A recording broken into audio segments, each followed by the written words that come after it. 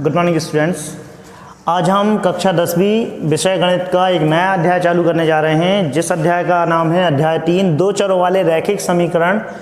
इस पूरी प्रश्नावली के अंतर्गत मुख्य 4 विधियां होती हैं, जिसमें से हम आज दो विधियों को करना सीखेंगे। जो विधि हैं प्रतिस्थापन विधि और विलोपन विधि। इसकी 2 और विधियाँ होती हैं जिनके बारे में आने वाली वीडियोज़ में हम देखेंगे। नॉर्मल तौर पर यदि हम देखें तो 2 विधि हैं। एक विधि है हमारी ग्राफीय विधि। इस विधि के अंतर्गत हम बीजगणितीय हल करेंगे। उस बीजगणितीय हल के अनुसार हम x और y के मान निकालेंगे, जिसके द्वारा हम ग्राफ के ऊपर उसको बना के देखेंगे कि किस स्थिति में वो आएंगी स्थिति अपनी। दूसरे नंबर पर आती है हमारी बीजगणनखंड विधि।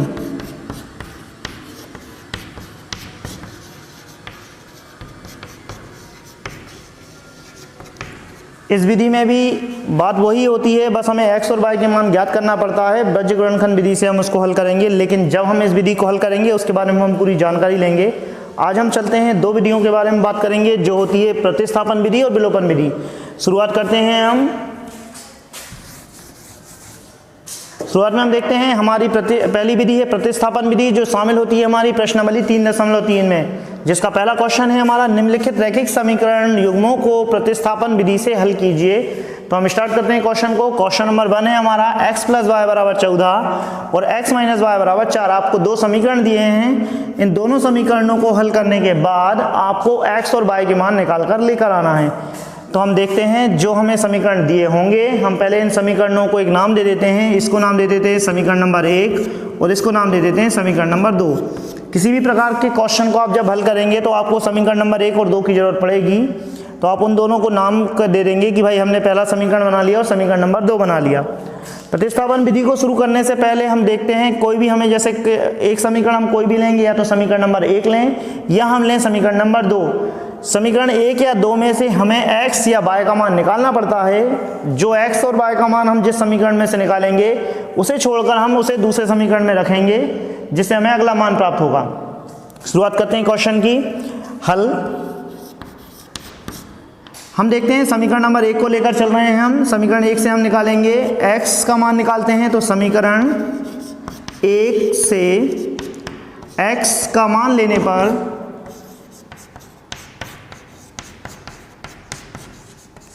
समीकरण 1 है हमारा x + y = 14 मतलब। आगे चलते हैं तो हमने क्या किया, x का मान निकालना है तो x को यहीं छोड़ेंगे, y को हम सेकंड साइड लेके जाएंगे इक्वल के दूसरी तरफ।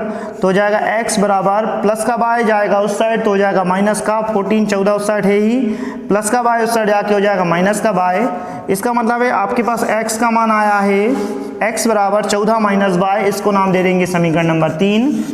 आगे चलते हैं, हमने जो x का मान निकाला है समीकरण 1 से, हम उसको रखेंगे समीकरण नंबर 2 में, जो है हमारा x का मान समीकरण 2 में रखने पर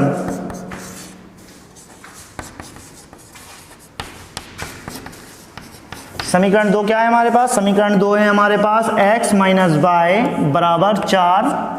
जहां पर भी हमें x दिख रहा है हम उस x की जगह पर लिखेंगे x का मान जो है हमारे पास 14 - y प्लस हमने ये x का मान रखा है, उसके बाद हम देखेंगे माइनस y यहाँ लिखा हुआ है बराबर 4। जो संख्या प्लस हो रही है उसको प्लस करें, जो माइनस हो रही है इसे माइनस करते हैं। यहाँ देखते हैं ये 4 संख्या 2 अलग हैं हमारी, एक सी हैं और ये बिना है, तो ये हम इसको उस साइड पहुँचा देंगे। तो ये पहुँच जाता है उस साइड, 14 पहुँच गया उस साइड। ये दोनों माइनस के हैं इसलिए जुड़ जाएंगे, लेकिन साइन चलेगा माइनस का क्योंकि चिन्ह समान है और संख्याएँ। तो ये हो जाएगा 2y बराबर के साइड 4 लिखा हुआ था, प्लस का 14, 14 उस साइड जाके हो जाएगा माइनस का। तो यह हो गया -2y बराबर 4 में से 14 को माइनस करेंगे, बड़ी डिजिट का साइन माइनस, और यहाँ से बचेगा अपना 10। माइनस से माइनस कैंसिल हो गया है, y इक्वल आ गया आपका 10/2 या 10/2। 2 से काटेंगे तो 10 कट गया कितनी बार आपका 5 बार। y का मान निकल के आ गया आपका 5। अब हमारे पास y का मान आ गया है, लेकिन हम जब x से इसकी तुलना करते हैं तो यहाँ x के साथ जो मान निकला था वो y भी जुड़ा हुआ है, लेकिन जो हमें नहीं चाहिए। तो हम यहाँ पर y का मान रखकर और x का जो रियल वैल्यू है, जो असली मान है, हम वो निकालेंगे। तो हम लिखते हैं y का मान समीकरण 3 में रखने पर तो समीकरण 3 क्या है हमारा, कॉपी करते हैं उसको। x बराबर 14 माइनस बाय, x बराबर 14 माइनस बाय, ये हमारा x का मान है। हम यहाँ पर y का मान रख रहे हैं, x बराबर y का मान है हमारे पास 5, तो 14 माइनस में से हमने 5 किया, 5 को माइनस किया तो x बराबर हो गया है, माइनस करेंगे तो बचेगा 9, तो x का मान आ गया 9। इसका मतलब ये क्वेश्चन हमारा सॉल्व हो गया। देखिए x का मान भी आ चुका है हमारे पास, y का मान भी आ चुका है, मतलब y बराबर 5 हो गया है, x बराबर 9 हो गया है। ये तो हो गया नॉर्मल सा क्वेश्चन हमारा, कौन सी विधि से हुआ है, प्रतिस्थापन विधि से हुआ है। यदि हम इसी क्वेश्चन को प्रतिस्थापन की जगह विलोपन विधि से करते हैं तो भी बहुत सरल क्वेश्चन है ये। देखें हम वो कैसे होगा क्वेश्चन, तो उसी को हम देखते हैं। तो वो क्वेश्चन कैसे होता है देखते जाते हैं। क्वेश्चन यही है हमारा। अब हम इस क्वेश्चन को करना चालू कर रहे हैं। मैं इसे मिटा रहा हूं यहां से, तो हमने इसे मिटा दिया है इस क्वेश्चन को। पुराना वाला क्वेश्चन जो था प्रतिस्थापन विधि वाला, हमने उस क्वेश्चन को मिटाया है। अब हम उसके बाद चल रहे हैं इसी क्वेश्चन को हम दूसरी विधि जिसका नाम है विलोपन विधि, मतलब एलिमिनेशन मेथड, विलोपन विधि द्वारा हम इसको हल करने की कोशिश करते हैं। कोशिश क्या, हम तो उसको सॉल्व भी कर रहे हैं, आंसर क्या आता है देखते हैं इसका। इसके पहले जब हमने क्वेश्चन किया था तो हमारा x और y का मान जो निकला था हम उसको लिख कर रख लेते हैं। क्या है, x बराबर यहाँ पर आया था 9 और y बराबर आया था हमारा 5। हम देखते हैं कि यदि हम इसे विलोपन विधि से हल करते हैं तो हमारा यही मान आता है क्या नहीं आता है। तो हम इसे करना चालू कर रहे हैं। समीकरण 1 और 2 नाम वही की वही प्रोसेस है हमारी पूरी, कि हम जो पहला समीकरण है उसको नंबर 1 देंगे नाम, और दूसरे समीकरण को हम समीकरण नंबर 2 नाम देंगे। ये हो गया। अगली विधि, अगली स्टेप जो है, अगली स्टेप में क्या करना है, आप देखेंगे कि हमें किसको विलोपित करना है, मतलब एलिमिनेट करना है। तो ये आपके ऊपर डिपेंड करता है, आप इनमें से x को एलिमिनेट करना चाह रहे हैं या y को में एलिमिनेट करना चाह रहे हैं, मतलब x को हटाएंगे क्या y को हटाएंगे। तो सपोज आपने चूज किया है कि भाई हम y को हटाना चाह रहे हैं यहाँ से, तो y को हटाने के लिए आप देखें कि क्या y के सामने लिखी हुई संख्या दूसरे वाले समीकरण और पहले वाले समीकरण में इक्वल है या नहीं है। तो हमने देखा, देखो y के सामने कुछ नहीं मतलब 1, और यहाँ भी y के सामने कुछ नहीं मतलब 1। इसका मतलब ये है कि y के सामने लिखी हुई संख्याएं कैसी हैं, दोनों इक्वल हैं। सपोज इक्वल नहीं होती तो हम क्या करते, तो वो जो अगला क्वेश्चन हम करेंगे उसमें देखेंगे कि यदि इक्वल नहीं है तो हमें क्या करना है। पहले हम इसको सॉल्व करते हैं। तो जो दोनों इक्वल हैं तो हमने नीचे से निशान लगाया, फिर हमने क्या किया, समीकरण 1 व 2 से, या समीकरण हमने लिखा समीकरण 1 माइनस समीकरण 2, मतलब हमने समीकरण 1 में से समीकरण 2 को माइनस कर दिया, इक्वेशन नंबर 1 में से हमने इक्वेशन नंबर 2 को घटा दिया है। तो देखिए साइन चेंज करने की जरूरत नहीं है, क्योंकि ऑलरेडी ये प्लस का है ये माइनस का है, तो एक दूसरे से कैंसिल हो जाते हैं। ये 1 और 1 2, मतलब ये हो जाएंगे 2x, इक्वल चल रहा है हमारा, तो इक्वल के प्लेस पर इक्वल ही है हमारा। 14 में हमने 4 को प्लस किया तो हो जाएगा अपना 18, 18 हो जाएगा।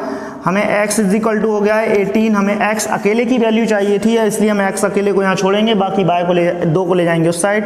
तो x इक्वल हो गया है बराबर 18/2, आपने काट दिया तो आंसर आ गया है 9। x की एक वैल्यू निकाल के आ गई है आपके पास 9। अब हमने जो वैल्यू निकाली है उसको अब हम यहाँ से फ्री हैं, या तो हम इक्वेशन नंबर 1 में x की वैल्यू पुट कर सकते हैं, रख सकते हैं, या इक्वेशन नंबर 2 या समीकरण नंबर 2 में भी हम वैल्यू पुट कर सकते हैं, तो इसमें हमें कोई प्रॉब्लम नहीं है। तो आप जो चाहें ले लें। तो मैंने यहाँ से लिया है समीकरण नंबर 2, मैं समीकरण नंबर 2 में x का मान रख रहा हूँ। समीकरण 2 में x का मान रखने पर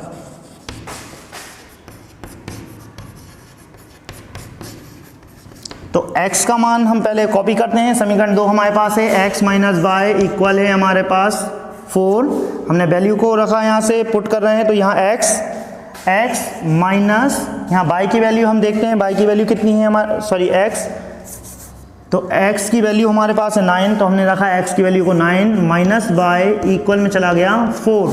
9 को हम उस साइड ले जाएंगे, प्लस का 9 उस साइड जाके हो जाएगा माइनस का, तो minus y is equal to 4, plus का 9 उस साइड जाके माइनस का हो चुका है, तो minus y is equal to 4 में 9 में से 4 को माइनस किया तो बचा आपका 5, माइनस से माइनस क्रॉस हो जाए है, y इज इक्वल टू हो गया हमारा 5।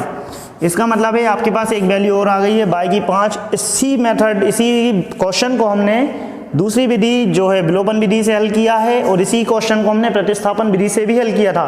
प्रतिस्थापन विधि में x का मान 9 आया था और y का मान 5 आया था। विलोपन विधि से जब हमने किया तो यहाँ पर भी हमने देखा y का मान 5 आया है और x का मान 9 आया है। इसका मतलब है दोनों विधियों में हमें x और y की वैल्यू को निकालना है।